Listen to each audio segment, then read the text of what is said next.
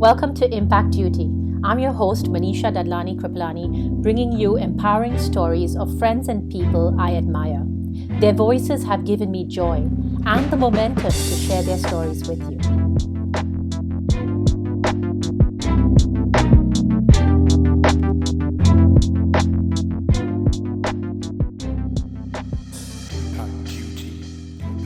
My next guest is Girish Shamdasani. He is an inspirational food Instagrammer from a household of great cooks.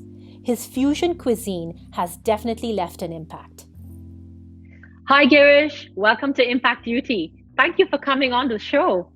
No Where worries. are you right now? I am based in Jakarta, Indonesia. Wow. And how has the lockdown been for you? I mean, it's been the same, really.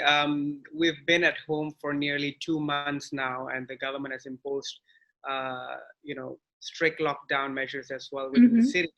But now, since after Eid, the government is wanting us to come back and run the economy, which they're going to ease in the restrictions despite having still cases around. So we have to live with a new normal. I think that's what most countries and cities are going to do anyway. As long as we take precautions, we are looking to get back to work at the beginning of June, I think. Okay, good luck. Yeah. Girish, we've been seeing so much creativity coming out of your kitchen on Instagram, not physically, on Instagram. So much creativity coming out of the kitchen. Have you always been a cook? Have you always had the cooking gene in you? Or has the pandemic sparked that creativity in you? All right. So basically, I did not have any culinary background. And when I was doing my studies in England, as soon as I landed back in Jakarta, I wanted to join in the family business with Queens. And that's where sort of I found my passion.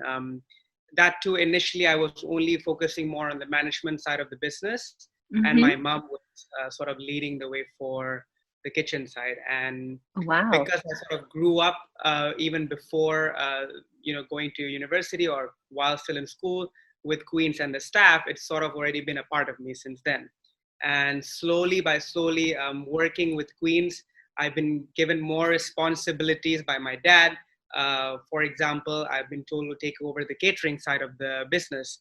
And then that actually was the time where I started finding my interest in curating food or innovation and creativity when it comes to Indian and Indian fusion, I would say.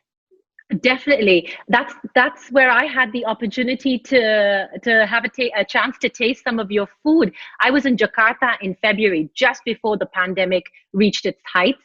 And I came for your Valentine's pop-up. And that's where I said, oh my God, these are really incredible creations. Would you like to tell us a little bit more of some of the fusion creativity that you've done? Yeah, for sure. And basically, most of the dishes I've come up with or curated or, invented is actually based on inspiration of my travels of many other Indian restaurants in London or in Bombay. Secondly, it's also somehow come up because of mistakes that my kitchen or my chefs have made. And third, my mom just inspiring me different ways of trying to combine dishes that make sense. So that's how I come about in creating dishes. When it came to the pop-up, you'd actually be surprised how it actually took me only 4 or 5 days to come up with the whole menu for that week, for that Valentine's pop-up. So that was, we had Inayat's, one of my friends was getting married in Oman, and we had to go for the wedding meeting at that time.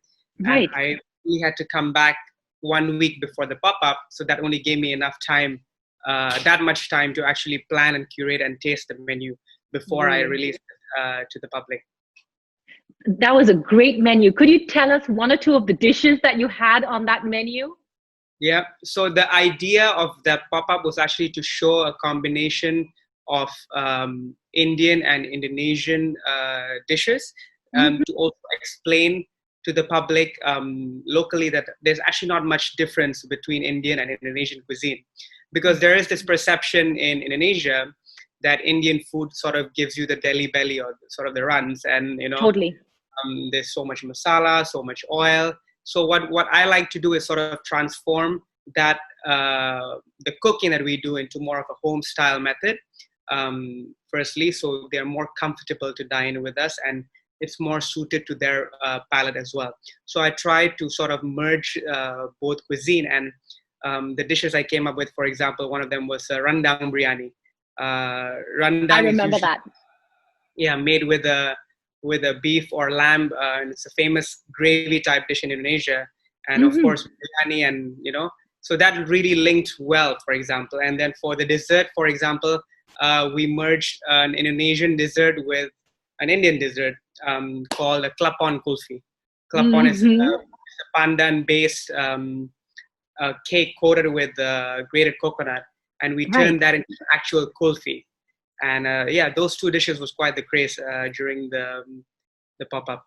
Totally. And I totally remember that you had a drink called Rang de Basanti. Am I correct? Correct. That was a That was awesome. um, mango-based cocktail we created. It was merged between Queens, my Ah, company, another restaurant called Arak and Spice. So they were right. the pros in curating the drinks. I was doing the food part of it. Excellent. And right now, we're all stuck at home, but you Yeah. seem to have created quite a storm with two hashtags, hashtag Vandamals and hashtag Sindhis at home. Did I get that correct? Yes, that's correct. Okay. Tell us a bit more. Definitely. So I think it was the first week of quarantine, end of March, where I was just sitting in my room and I was like, there must be something that we can do during this time, Hmm. sort of give back to all the people who have been following me or following Queens as a company over the last 2 decades or 3 decades. So Hmm. one day I was in my room and I was like, you know what, maybe we should just start a cooking show or share mom's secret recipes that promotes the Sindhi culture that's somehow I feel it's already fading, especially the language, for example, I and sort of agree. show the people the perks of living in a Sindhi home. And I rushed down, I just took out my phone and I wanted to be as raw as possible. Okay, so I want to be as raw, as authentic as possible. I didn't think when it came to content creating at that time. I just went up to my mom. She was on call with her, with my masis on a conference call, and I was like, "Mom, what do you think about Uh-huh. sharing recipes?" And I got it on camera, and she was like, "No, because I don't want people to ask me for free stuff." I was like, "Mom, just do it for fun." Like, and then my auntie started saying, "What are you guys Vandas?" So that's how I came up with the name Vandamals. All right. Vandamals literally means nothing better to do. We call Totally. these, right? And Yeah. so from that day onwards, I started documenting mom's homemade recipes, and we were also having it for lunch or dinner on Right. a daily basis at that time. Yeah, and just putting it up online, and for example, we have a chevra platter at home, which I'm sure every Sindhi household will have. Talk more about it. We have these Corel plates that all Sindhis at home use and buy. So I agree. just a fun thing to sort of communicate and Yeah. give back to the community, because I can't just sit home and be idle at that time. Wonderful. You've given us a lot of fun. So I have actually recreated or done your chili cheese toast. I think that was Yeah, one of the first Vandamal Cindy's at home recipes that went viral almost. So I did correct. Sourdough Girish's chili. chili cheese toast. Yeah. Okay, wow. So what has been the dish of dishes that has come out of the pandemic? I think there's a few. I wouldn't say that, but I'm gonna stick back to the classics. For example, the sai bhaji and the Sindhi curry. Those two are still my favorites. Mm-hmm. I'm a true Sindhi boy and proud. But when it comes to the dish that got really viral, was the sourdough roti sale. Oh, And wow. we did a homemade Maggi cheese inspired by Masi as well, by my Masi. So that got Wonderful. really big because it was so easy to cook. So for Mm-hmm. people who have not even been in the kitchen at that time, can actually perfect the dish, you know. Wow. So I myself, I'm not actually a cook. My job was actually to document. So I'm here to also tell people who's at home that you don't need to be good at something to actually put out content on Mm-hmm. Instagram. So don't Totally. overthink your content. And the idea was for me to get everybody busy with a sort of purpose. Mm-hmm. So they'll actually look back into themselves and be like, you know what, if Girish can do this, Why guys? Everybody went into the kitchen and started, doing their own creativity, even at home. That's not even Right. my dish. I told them to tag me. And so they were connecting with each other because I was reposting it on my Instagram, Hmm. and people were asking for recipes from each other's profiles. So yeah, it was great, and it's been great, honestly. Well done, Girish. Any secret ingredient? Um, in terms of the dishes, I Hmm. would say a mother's touch, of course. My mom's touch, and whenever she's tasting her balance, the consistency. But I don't have a particular secret ingredient because we have so much variety when it comes to our menus as well in Queens. Um, I think the idea is you just have to be very consistent with the food that you come out with. In terms of Right. the content you put out, again, you don't have to keep on creating content. Hmm. Sometimes you need to just look back and tell stories about yourself, about what you want to do, Hmm. about the dishes you love, that will make people engage with you more, because that's what you want. You don't want to just put out food photos on Instagram and then a nice little instruction saying what you need and how you what you need and how you make, right? Because that's quite boring. You want to have a story behind every dish. So I Oh, think having a wow. story behind every dish that we come up with, or even the recipe we shared in Vandamos, is very, very important. Totally. Thank you. No worries. And what's on the plate literally for your next meal and figuratively, as in what plans now after the new normal sets in? Yeah. Well, I just finished having a quinoa grilled chicken burrito wrap. Do we get to Uh, see that on Instagram? Maybe I was testing it out with my sister-in-law because it's her creation. But Aha. next we're gonna try and bake some sweet potato brownies inspired by one of my friends. And Aha.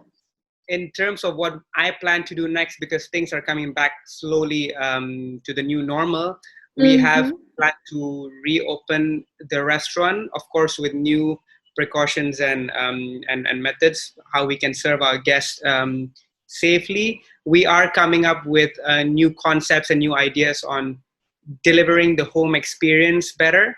So, for Okay. example, we have a branch called Queen's Catering in our company, and because of now we're getting less business in events and weddings, we want to try and transform that into the home experience. So we want to maybe sell, Ooh. meal kits and but not meal kits such as Amazon that you have to actually cook from scratch, but Right. just sort of the heat process or the instructions, and then Right. having a story More of behind it. the assembly kind of thing. Correct, correct. Ooh. So that's one way of doing Interesting. it. I think we have to start focusing more on the packaging details, the same way where you have been going to a restaurant, everything needs to be Instagrammable on your plate, Mm-hmm. on the atmosphere. Now imagine having a package received to your home, and that can be Instagrammable as well. So you are trying to sell the experience, not just the product. Oh, Girish, I so wish we could have that in Switzerland. Yeah, that's still on the planning phases. I know we have to be quick, but I think most restaurants are doing that already, but I just want to do it Right. right before you release it. And Girish, you mentioned that your mom has been a big influence. Any Yeah. other cooking influences? So I've Mentors? worked with, so I've been doing a lot of traveling when it comes to my work, because we do a lot of destination weddings with Queen's Catering. Right. So the more hotels, for example, all the hotels I've worked with, I've always learned something new. Every Right. country I travel to, I know we do a lot of weddings in Bali, but that too, within the different hotels we work in Bali, I meet a new chef who I'm always learning something from. And they know of Queens because of our reputation in Bali. But whenever I come on the field and meet these guys, they always have different stories to talk about. So Mm-hmm. that's I learned from a lot of these chefs in different hotels. Also from my role model Inayat Kupchandani, of course, who has a culinary background before he went to events. So a lot of my dishes, especially the Western influences, were being inspired or are still being inspired by Inayat for sure. But Oh, otherwise, wonderful. honestly, it's as simple as going to YouTube and Pinterest now.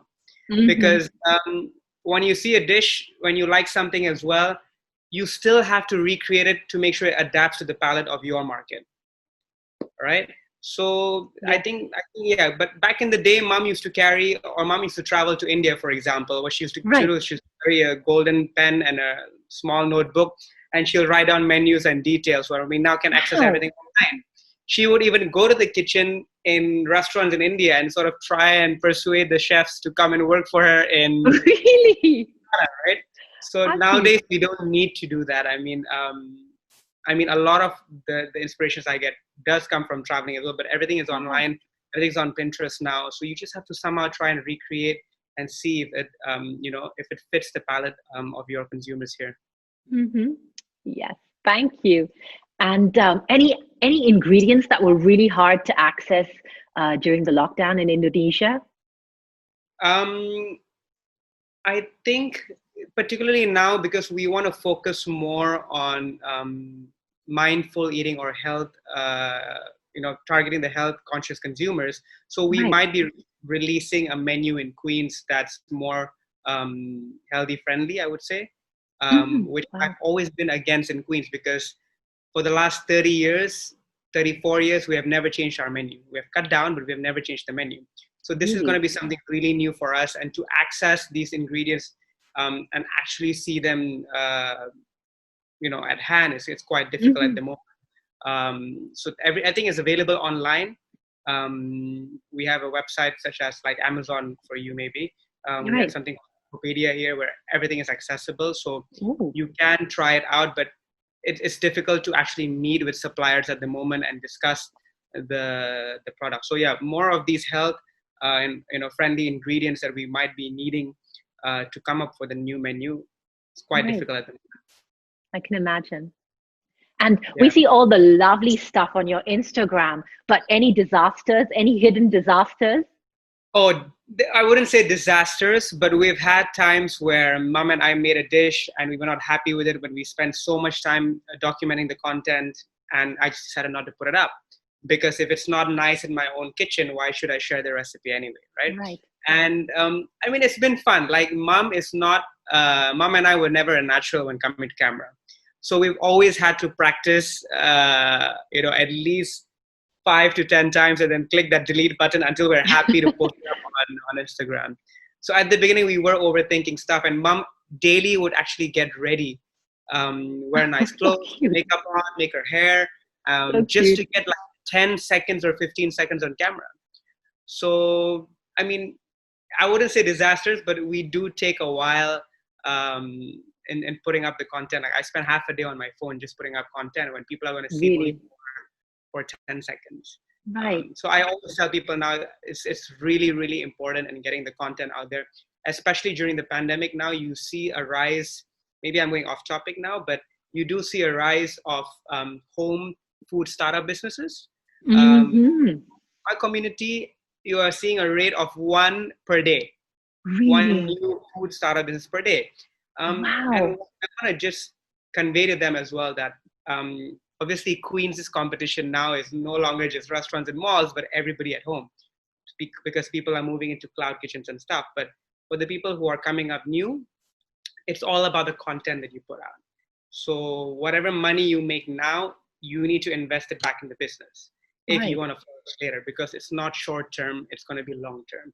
If you are in the game, you have to be in it for long term. It's not just a side thing that you're going to do, or you're bored and you feel you want to make some extra buck and this and that, because Hmm. the market is already too saturated for that. So Right. if you have a good story behind the content that you put out, It makes all the difference. yeah, because anybody can make a biryani, but why should I buy your biryani? Because maybe you bought this ingredients from here because it was it's inspired by your grandmother or your auntie, or and so on. So what's the story into that one dish that makes me Hmm. want to buy that dish? And So what I is that thing that resonates totally? correct. That's the idea. Because at the end of the day, if you're just putting food photos and prices online on Instagram, I'm just gonna hit the next button before I try and engage with you or try be interested in your product, right? Hmm. So that's what I think we need to start focusing on. And these guys who are coming up, I'm going to start a Van Dammel's takeover session, hopefully in the next week, which is interviewing these Van Dammels who have started the new food business from home, and actually ask them their story.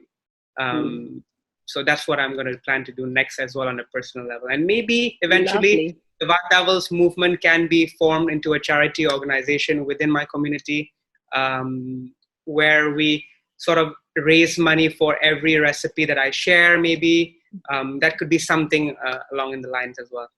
Great idea, Girish. Let's see how it goes. There's so much in my mind. I don't know how to start and how to execute. Wonderful. So fingers crossed for all your future plans. But Girish, if we need to look you up and find you on social media, where do we find you? So I'm on Instagram, of course, and I'm going to be live on TikTok soon. Woo! Currently, it's the next big thing. So I'm in my niece's house daily, just to learn the tips and tricks of TikTok. But I'm on Instagram with an account name of G Shamdas, right, or Girish Shamdasani. If you want to shoot me or an email as well, it's at girish@queenstandoor.com. I'm always happy to interact or network, even though it's through Zoom. I've even offered my community, for the people who have started the food business, to actually reach out to me, and I will help them understand the social media game better. Even though I don't have that many followers, I have about 2,700. I just feel there's a lot of people engaging in mine at the moment. Totally. So that's what you don't want to have 100,000 followers. You'd rather have 5,000 or 2,000 followers, but with a lot of your followers actually engaging in your page. You hit the nail on the head. Exactly so. Yeah. And before I say goodbye to you, Girish, one Karan Johar kind of question. Yeah. What 2 ingredients would I always find in Girish's kitchen? Brown rice and wheat pasta. Wow, I didn't expect that. Wow, brown rice. Okay. At home, I'm always eating brown rice. Interesting. Girish, it's been really interesting. Girish, it's been an absolute pleasure speaking with you. Thank you, Manisha. Thank you so much for having me here as well. Really. Take care. Stay safe. Stay blessed. Pleasure. You too.